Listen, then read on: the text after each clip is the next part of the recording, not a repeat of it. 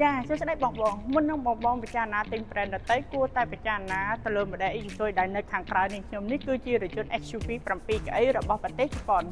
ចាបងនេះខ្ញុំឲ្យ3ចំណុចដៃចំណេញទៅលើបងគឺចំណុចទី1គឺខាងក្រុមហ៊ុនបានផ្ដល់ជាកាដូ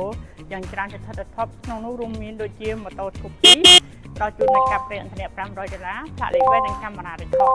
បងតែឥឡូវនេះគឺចំណេញខ្លាំងហួសចំពោះការផ្ដល់ជូននេះមានត្រឹមតែថ្ងៃទី25ខែធ្នូតែប៉ុណ្ណោះចំណុចទី2ចំណេញមួយទៀតគឺរថយន្តមួយនេះបានមកពាក់ជាមួយនឹង option យ៉ាងច្រើនសន្ធឹកសន្ធាប់ក្នុងនោះរួមមានដូចជាប្រព័ន្ធបញ្ជាក់ពីចម្ងាយចាប់តាមម៉ូតូ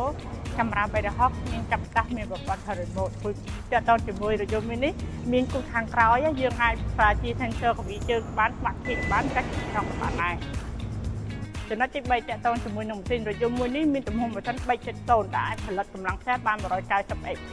ហើយចំពោះកម្រិតទីប្រេងគឺតិចមែនទែនគឺចន្លោះពី6លីត្រទៅ7លីត្រហើយអ្វីដែលកាន់តែសំខាន់នោះគឺសេវាកម្មចំពោះរថយន្តពីខាងក្រុមហ៊ុន Isuzu គឺមានការផ្ដល់ជូនការធានា3ឆ្នាំឬ100000គីឡូគឺធានាទៅលើម៉ាស៊ីនប្រអប់លេខរបស់ប្រព័ន្ធភ្លើងអតិថិជនកុំឲ្យខកខានអសោះតំណខ្ញុំតាម Facebook Page ខាងលើឬតំណតាមលេខទូរស័ព្ទខាងក្រោមនេះឬក៏អាចខលភ្លាមៗលេងខ្ញុំនឹងផ្ដល់ជូនប្រូម៉ូសិនភ្លាមៗដូចគ្នាអរគុណ